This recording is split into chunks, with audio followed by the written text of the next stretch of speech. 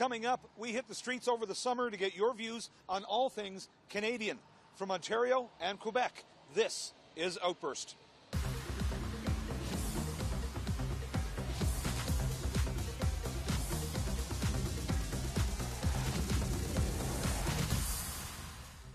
Hello and welcome to Outburst. I'm Glenn McGuinness. Well, Canada has a reputation as a peacekeeper.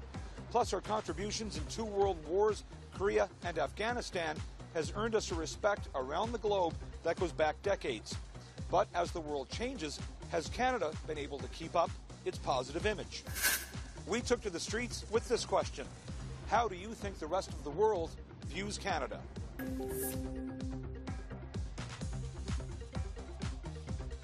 I'd say for the most part, Canadians are viewed very favorably internationally. We seem to have a reputation of being friendly and pretty empathetic and willing to stand up for a good cause. I've been fortunate to travel, fairly extensively with previous jobs, and everywhere I've encountered typically has been a pretty welcoming, very positive opinion of Canadians. We tend to be viewed as, kind but tough, and I think that's a good reputation to have internationally. I would say it's very favourable. Whenever I speak to my friends back in the UK, they all have very favourable opinions of Canada, respected, judicious, measured. Maybe just Justin Trudeau will give a burst of fervour into the political landscape too. So I would say good, thumbs up. I think that we're like everyone's pleasant neighbour. Everyone's like, oh, they're so cute up there. They always have like a really nice lawn, and Janice always brings cookies over every holiday. So I think it's like that. We're like the international neighbor to everybody, even if we're not next to them. I think they have a very positive view of Canada. From what I've heard, I've traveled a bit, and they seem to all think it's a fabulous place. Probably comparable to places like Switzerland, I would think. Where they have a lot of social services, a lot of compassion for, foreign policies and things like that. So. I teach at a school that has a lot of refugees, so I think they come here and a lot of people feel grateful. Well, I know come from the UK, we see Canada as a place that we want to live in. There's a lot of British expats that come over here. We find the quality of life is much better here, especially if you're comparing a city like Toronto to London. We feel there's a much better work-life balance. Canadians have a very good reputation, I think, in where I'm from in the UK. It's the place that I think everybody wants to come to, particularly as I'm just moving from America here. It seems appropriate at this particular point, doesn't it? Well, I've traveled a lot, and I used to travel with a little Canadian flag, and I've known a lot of people who were not Canadians that did the same, because it's just a respected country. You're better received, I think, by Europeans if they know you're Canadian. So I think we have a good reputation. I think that's true. We're like the friendly cousin, I guess, of Europeans and Americans, I think. I'm from Ukraine, and we have a lot of friends here. So in Ukraine, they thought that it's a good country with a strong direction, because for my country now it's a little bit problem, as you know.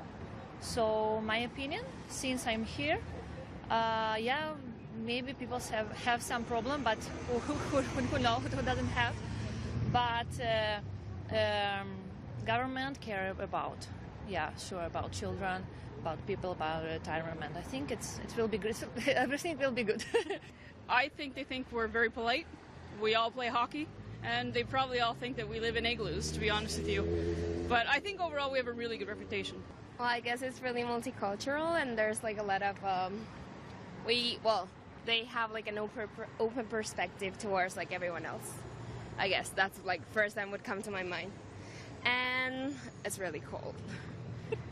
A very peaceful country and friendly, and they try to help people around the world, especially immigrants. They have problems in their countries, and for example, Syria is a good example, and they have a huge conflicts going on around, and this country is helping them. And we can see, that a few months ago, 25,000 Syrians arrived in Canada, so that was a good example. I think the world views Canada as a really, really free place and really, really nice. So yeah, like we're known to say sorry a lot and stuff, but we're really, really nice. And then I think recently I also saw on the internet that we were viewed as the world's #1 free country. So I think that's a very nice ranking. Sort of the little brother, the very polite, always saying they're sorry. Not a world force, but a great place to live. What is the meaning of the word Ontario? Prosperity, sparkling water, narrow passage. Prosperity, sparkling water, narrow passage. Probably sparkling water. A. Prosperity. Sparkling water. I should have paid attention more in school. Do you have any guess? Prosperity. I'll say narrow passage, just to mix it up. Sparkling water. I'm going to say prosperity. The answer? Sparkling water. We've got sparkling water in Ontario. The name Ontario comes from an Iroquois word loosely translated as beautiful or sparkling water. Which Ontario city is nicknamed the Garden City? Windsor, Kingston, or St. Catharines? St. Catharines. I'm going to say Kingston. Okay, you can clearly tell we're not from here. Let's go Windsor. St. Catharines. St. Catharines. Windsor. I'll go for St. Catharines. St. Catharines, Ontario. All right. St. Catharines, Ontario carries the official nickname the Garden City due to its roughly 1,000 acres of parks, gardens, and trails.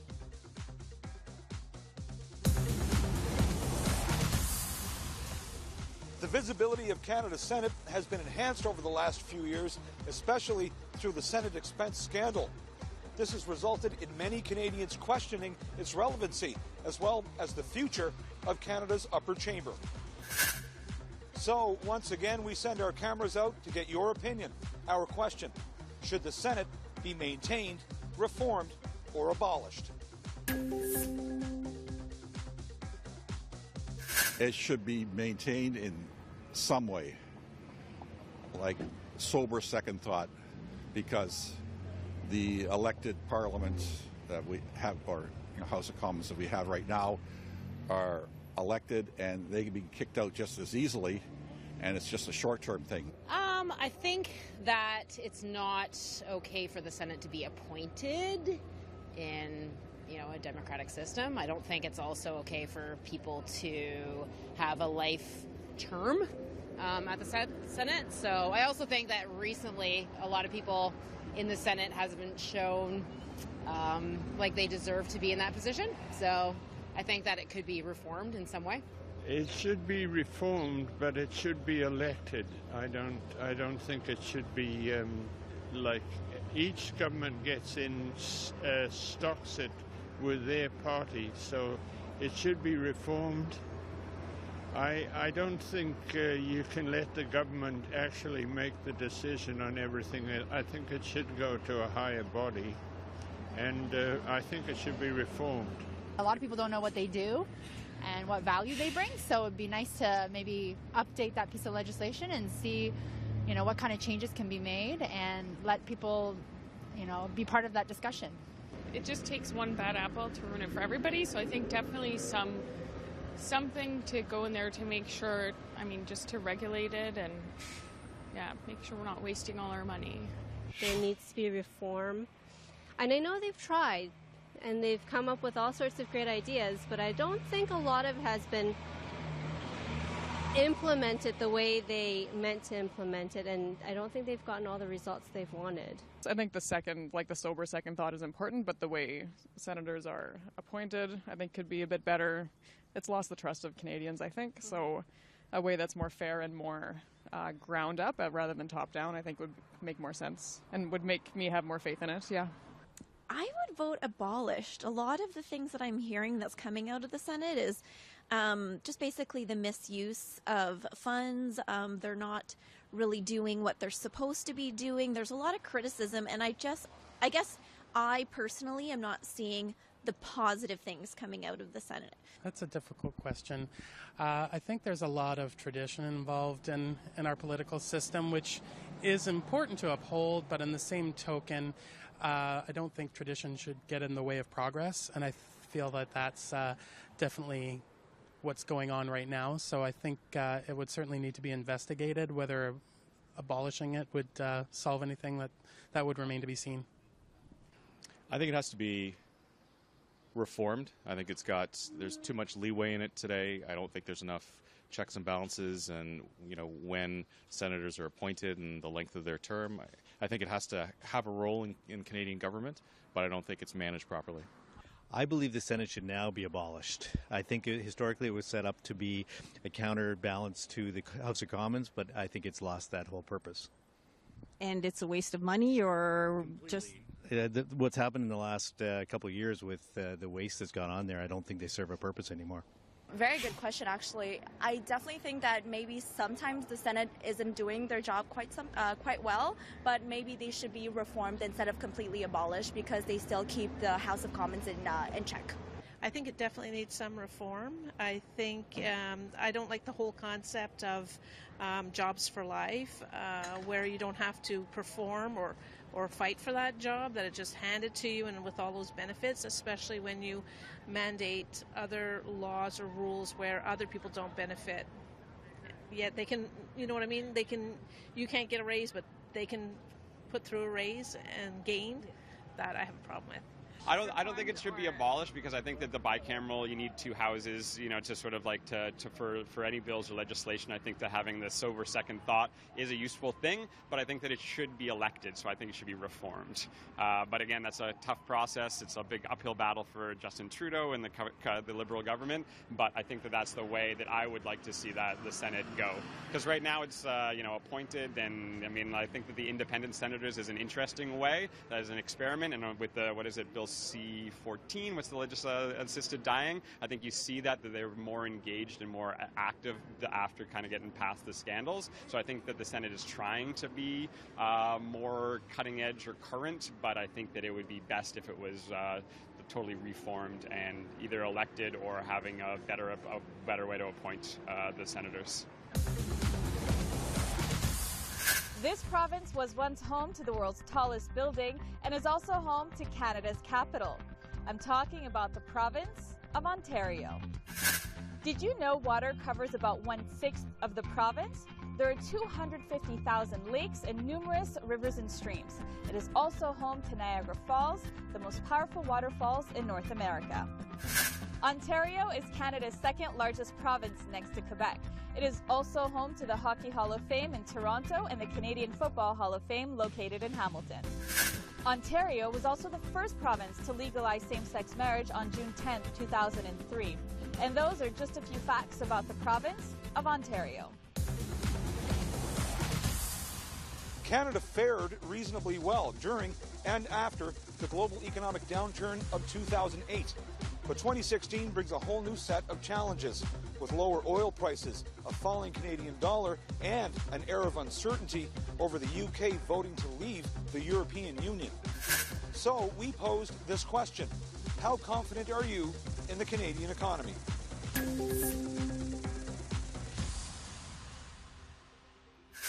I'd like to be very confident, as I have to prepare retirement as many Canadians.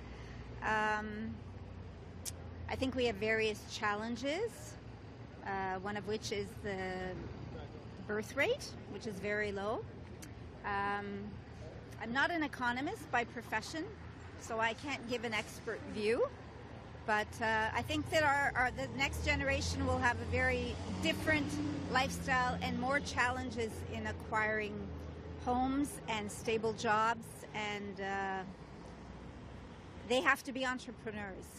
I'd say maybe with Justin Trudeau, the new Prime Minister, maybe we will see an upward trending at the moment, and maybe he'll be wanting to do some more economic exchanges with other countries that are currently very, very, economically powerful. I think the Canadian economy is in a good place. That's my perception. Now, I don't have a lot to go on. I haven't read a lot about it, but it's the feeling I get is that it's growing, it's diversifying, and it's in a good place. The economy of Canada, whether you like it or not, is going to be resource-based from now for the next 100 years. I mean, we should maybe try to think of how else we can maintain an economy, but I think that there's other major important issues that Canada can talk about. I think that the economy is something that we all put too much attention on. Yes, people need jobs. Yes, the economy is something that is important, but to like sort of focus solely on that is a mistake in my opinion. That's a tough one. Yeah, I'm very nervous about potential real estate bubble right now in Canada, like in the larger cities. We're from Newfoundland, even St. John's, we're seeing a significant downturn in real estate prices because of the oil, the drop in the oil. And I think there's the bubble in Toronto, Vancouver. I'm not sure what it's like here in Montreal, but I think things are going to change. And a lot of people are heavily invested, perhaps over-invested in their real estate. And if real estate drops, I think we may see a big downturn in the economy. Very. I've always been confident. I get very upset when our dollar goes down because of the oil prices, not as to how we're doing. So even though our economy was great when the U.S. economy wasn't, it still went down, which was absolutely asinine, stupid. So, no, I'm very confident. I think we have a good government at the moment anyways, and I think we'll do very well. Very confident. I'm very confident in the Canadian economy. I think Canada is a very strong country. I don't see any major concerns in the Canadian economy. It's always going to be a small contributor to the global economy, but I don't see any signs that the Canadian economy is about to crash or about to race ahead. It's going to always been kind of a slow, stable, kind of a, solid turtle economy, and I think that's the way it's going to go in the future. I'm very confident. I like what Trudeau's doing. I like the idea of infrastructure development, pouring money into the economy that way. I like the stimulus that he's planning. I think it'll be good. I think it'll take 5 years, but we'll see. I'm sure Alberta and their oil will recover because they always do. It's a cyclical thing, and they will recover. So I think the economy is very good. I think the country is fantastic. If you had to choose a country to live in, I don't think you could beat Canada. I'm pretty confident in the Canadian economy. I think we're resource-based, but I think that we're fairly balanced. So I think that worldwide we're a pretty good economy. The Canadian economy feels strong. It feels like we're moving forward, especially here in Hamilton we're seeing a big boom with real estate, and it feels like we're out of the thick of things. I think the Canadian economy's got good diversity. I think the challenges are where the regionalization is focused on a natural resource like oil, obviously in Alberta, and when the world turns around a little bit and that resource is not required, that leads to problems. But I think overall, I think the economy is fairly stable. I think there's some good underpinnings to the economy. I mean, I'm not too terribly confident in it at this moment because it was so based on sort of crude exports, especially in oil, and obviously there's been a bit of a crisis. Prices fallen, our dollar's in the tank at the moment, but I guess I feel confident that we can get it back as long as we can invest in the people and in social services and infrastructure, that sort of thing that kind of get to the everyday human. I think that if we can get that everyday human a little bit more confident, maybe they can rise up and bring us to a better place. This province is home to one of the world's largest winter carnivals and is nicknamed La Belle Province for its diverse landscape and architecture. If you guessed Quebec, then you're absolutely right. Winter Carnival is held in Quebec each year during February. Activities include ice sculptures, dog sled races, dances, concerts, and parades. Bonhomme is the official snowman mascot. Quebec comes from the Algonquin word Québec, meaning the place where the river narrows.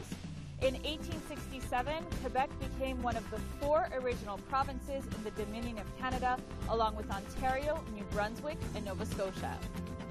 Did you know that one of the largest and longest running St. Patrick's Day parades in North America occurs each year in Montreal? Also, the Château Frontenac in Quebec City is the most photographed hotel in the world. And Not many people know that Quebec contains more than 3% of the world's freshwater reserves. And that's just a few facts about the province of Quebec. Canada has some of the most stunning scenery of any place on Earth. And for such a large country, our variety of nature is incredible. So we took this question to you. What makes your part of the country so unique?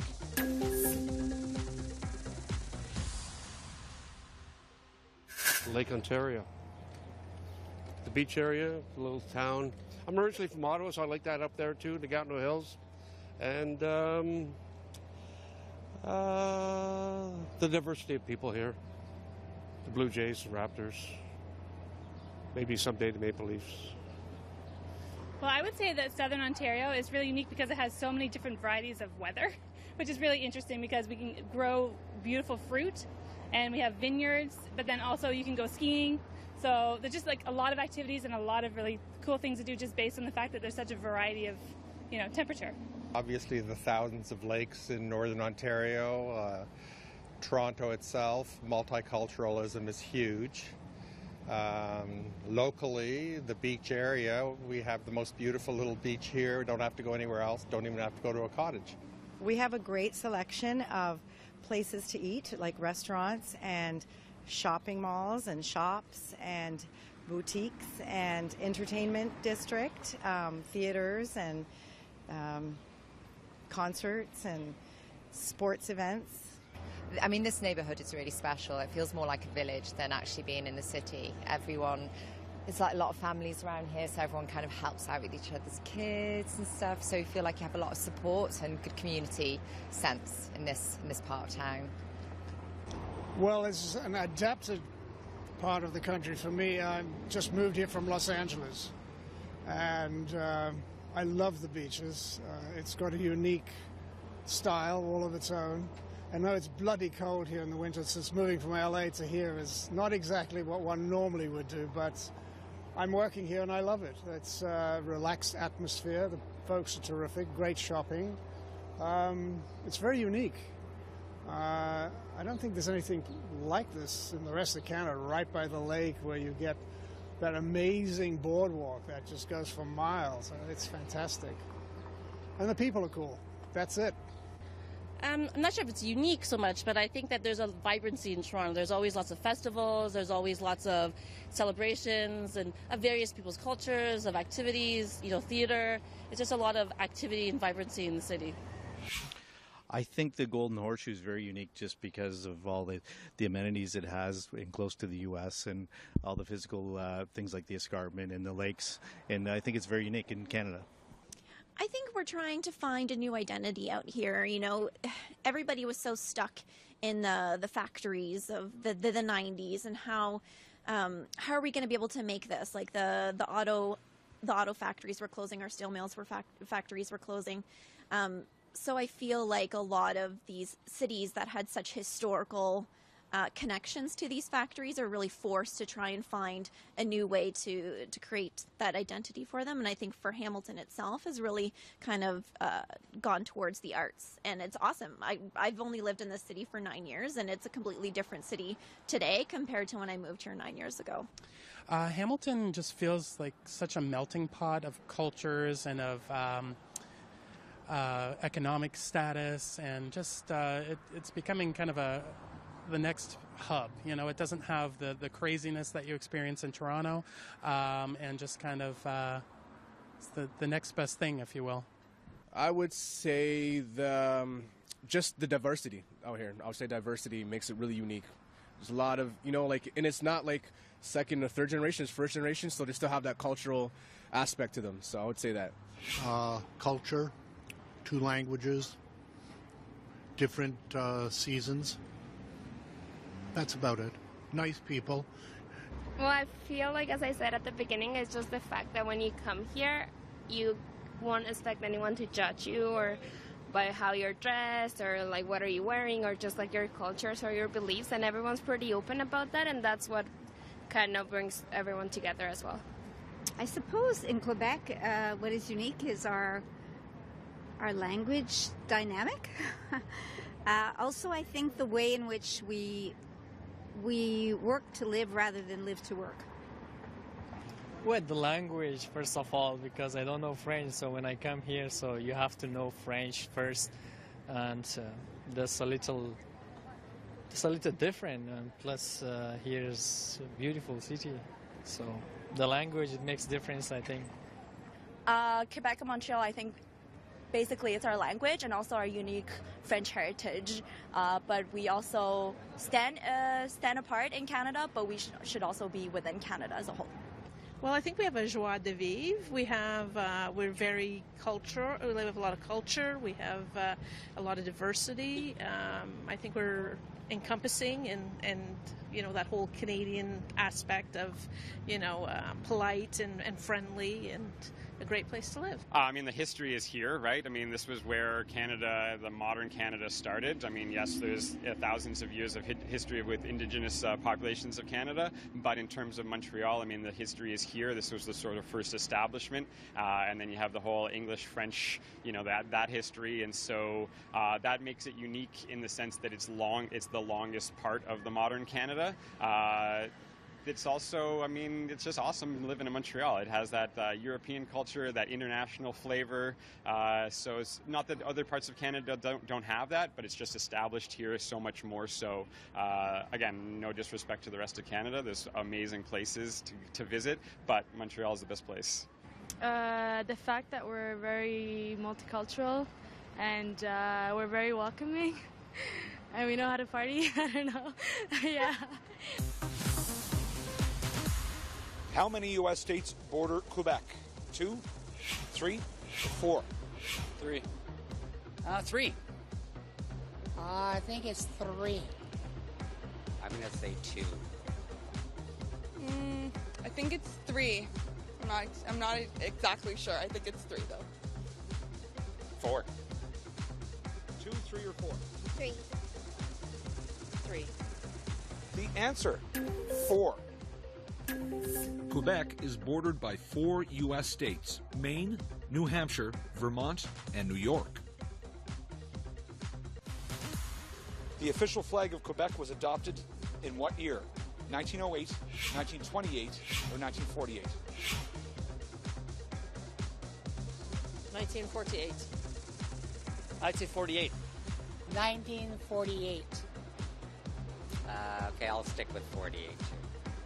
1908. 1948. Is that right? It's 1948. It is? It is. You did well. Yay! The fleur-de-lis replaced the Union Jack on the tower of the Parliament building in Quebec on January 21st, 1948. Each year, on January 21st, the province continues to celebrate Flag Day. That's all for this episode of Outburst. Just a reminder, don't forget to check out our new CPAC TV To Go app and our CPAC Quiz Canada Trivia app. For more information, check our website, www.cpac.ca. I'm Glenn McGuinness, and on behalf of all my colleagues at the Cable Public Affairs Channel, thanks for watching. We'll see you next time.